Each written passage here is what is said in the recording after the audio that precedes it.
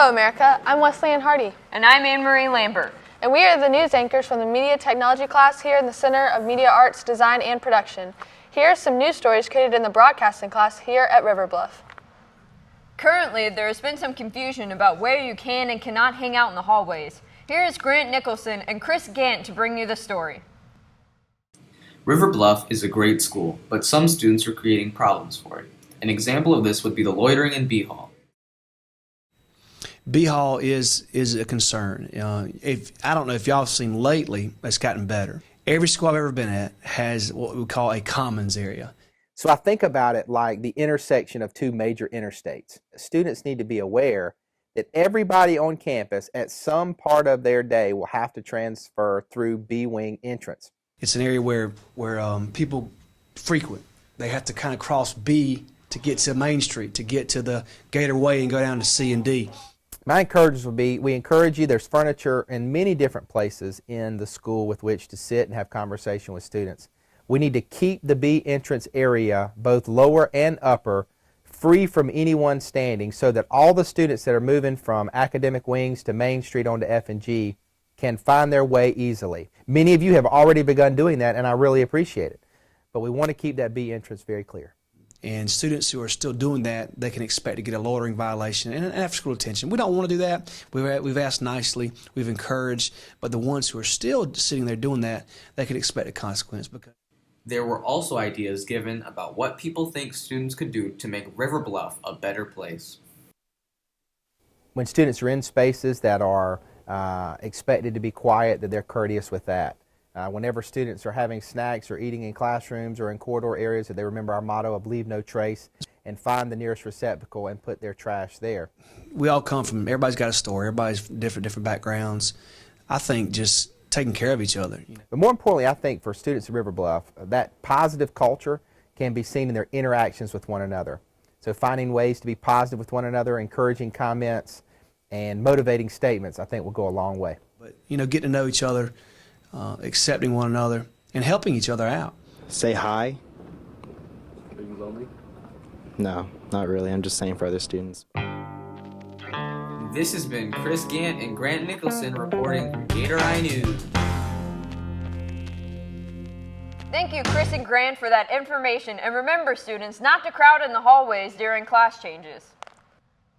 Outside of River Bluff, there are issues with ISIS and what this group is and how they affect America.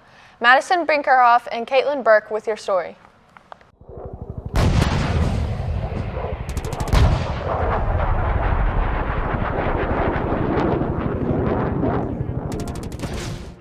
One of the new fastest-growing terrorist groups, ISIS, based off of Al-Qaeda, has now threatened parts of the world, including America, with extreme acts of terror and violence. ISIS is known for killing dozens of people at a time and carrying out public executions and other acts. It has taken over large areas of northern and western Iraq, along with other areas in the Middle East. The ISIS terrorist group has conducted many bombings over countries and has begun to torture hostages, along with many beheadings of U.S. journalists that they have captured. In parts of this video, there are scenes from the documentary films provided by Frontline. We do want to recognize that there are some harsh and disturbing images and video of the ISIS attacks. Next, you will see ISIS and their leader and how he rose to his position. The promotion of Abu Bakr was really handled by this guy called Haji Bakr. And Haji Bakr had been an Iraqi army officer, a strong Ba'athist, very good organizer, and so on. Haji Bakr was not a religious guy. Haji Bakr was very secularist, and he said, this is the sort of guy we want. Why don't we go down this Islamist road? They seem to be able to hold people together pretty well. They seem to motivate people pretty well. So we bring in someone like Abu Bakr al-Baghdadi, who's clearly knows the religion, he's a good speaker, he's very loyal to the organization. So this is a calculation to bring in al-Baghdadi in order to exploit the fanaticism and fervency and recruit foot soldiers who will be suicide bombers and whatnot. Indeed, and to provide some cement to the whole thing, to provide a shape to the whole thing. My fellow Americans, tonight I want to speak to you about what the United States will do with our friends and allies to degrade and ultimately destroy the terrorist group known as ISIL. President Obama's Plan A strategy for dealing with ISIS is in effect, a new Iraq war. It's America's third Iraq war in a generation, and it will last a long time, well past Obama's term in office. Many Americans have different opinions on Obama's strategy to defeat ISIS, but ultimately our President of the United States is doing what he can to help America as a whole. Here is what Ms. Lindsay Dooley has to say regarding Obama's strategy. Well, I know that President Obama's policy towards ISIS has changed recently because up until now he hasn't been willing to ask Congress for permission for the use of force, and that is a very recent development. The president does not have the ability to declare war, but as commander-in-chief, he does have the ability to move troops into areas of conflict, that type of thing. So the fact that he is asking Congress for permission to use force, I think is a good thing because he's going through those channels, those checks and balances, and acknowledging the idea of separation of powers, whereas at other times, presidents have just taken matters into their own hands. As for the use of force, I mean, ISIS is using force of their own, so I think that almost has to be the answer. We've tried the diplomatic channels, we've tried the negotiations, and clearly those haven't worked. So, I mean, I think that he is at sort of this last resort effort. Especially from urban areas. But our coalition is on the offensive. ISIL is on the defensive, and ISIL is going to lose. Its barbaric murders of so many people, including American hostages, are a desperate and revolting attempt to strike fear in the hearts of people it can never possibly win over by its ideas or its ideology, because it offers nothing but misery and death and destruction. 1 week after the president announced he would expand airstrikes into Syria, ISIS besieged the Syrian town of Kobani, right on the Turkish border.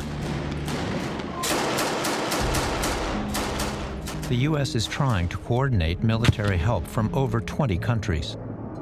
But as U.S.-led coalition airstrikes bombed ISIS positions in Kobani, the Turkish army watched from just across the border, refusing to participate. The ISIS terrorist group has killed an unknown amount of people by the use of executions and other acts of terror and violence. This includes many groups of religions such as Muslims and Christians.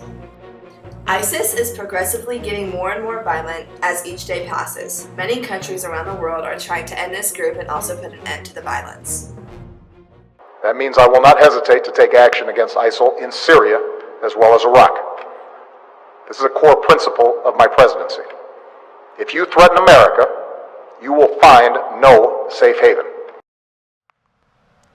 Thank you for that in-depth report on ISIS. Now back to you, Anne-Marie. Some current events here at River Bluff have led to examples of our motto, work hard, get smart, and do good. Here is Allison Pierman reporting.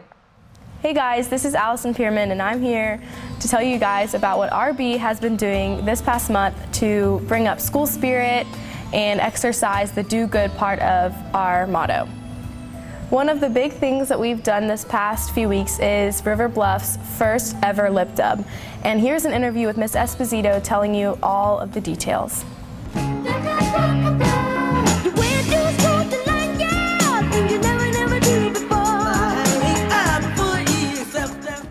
Trying to get more students involved, and I wanted them to be able to see what we do in here. I think the lip dub came up when we were talking about ideas of just how can we recruit for the center and how can we get more students involved. And all the kids felt like the lip dub would be really exciting, and that the students would find a way to our class. The students of media technology encountered many difficulties and challenges that forced them to think outside of the box. My students got a reality of what it is like to plan out something so tedious, because we had to plan out each shot, we had to plan out the times we were doing them, when we were doing them, each song that was going to be played for each person. It was very time consuming, and we had to get approval for everything. So there wasn't just me making the song choices. I had to get it approved, from our superiors. So it was a long process. It took us about 3 weeks to plan the whole thing, and obviously a week to shoot it. This lip dub highlights the core values of River Bluff: work hard, get smart, and do good. Here's what Ms. Esposito has to say about the benefits of the lip dub. I think that it will bring light to our school. I think people are going to get to see our campus, obviously, and they'll see, obviously we put a lot of the athletic teams in. That was one way to kind of get, you know, each team in, and they get to see all this area of our campus and see how beautiful our school is, and I think they also will get to see how fun it is and how good, what good students we have and what good faculty we have. The Lip Dub has reached over 4,000 views. Make sure to go check it out at the Center for Media Arts YouTube page and tell all your friends and family to watch it and try to get the word out about it. We don't walk, we don't talk like you do. So what if We had a chance to talk to Coach Williams about March of Dimes, which was the next big event that is going on in River Bluff to show our do good part of our motto. Last year we had roughly around 20 crews. This year we have 32. So I'm hoping that next year it can grow and we can double again, hopefully get 60. My main goal is to raise over $1,000 to donate to March of Dimes, and also to have 100% participation through all of our crews in this tournament to make it a really big community fundraising event. The March of Dimes is a valued annual tradition here at River Bluff, and this is Coach Williams telling the story of how it all began. The March of Dimes tournament got started because I had two sons that were born premature, and it really opened up my eyes to the need and the things that those NICU doctors really do to help children survive that are born early. I had two sons that were born 6 weeks premature and one 8 weeks premature. So just to get awareness out through our students who may have been born premature, or to help get awareness to them, maybe it's a career or research they'd want to go into. So that's really how we got awareness for March of Dimes. The athletes in Special Olympics were sent off to their competition today, and we would like to wish them good luck. The athletes came home with several gold medals that are proof of our Gator spirit and hard work. Congratulations, Special Olympics, and thank you students and staff for the enthusiasm shown over the past few weeks. Let's keep it up. This has been Allison King-Pierman with your Do Good report from River Bluff High School. Thank you. Go Gators. Thank you, Allison, for that report. Thank you for joining us here on Gator Eye News. We will see you next time here at 320 Production Studios here in the Center of Media Arts Design and Production. Again, thank you to our broadcasting class for their stories. I'm Wesley Ann Hardy. And I'm Anne-Marie Lambert. Signing off.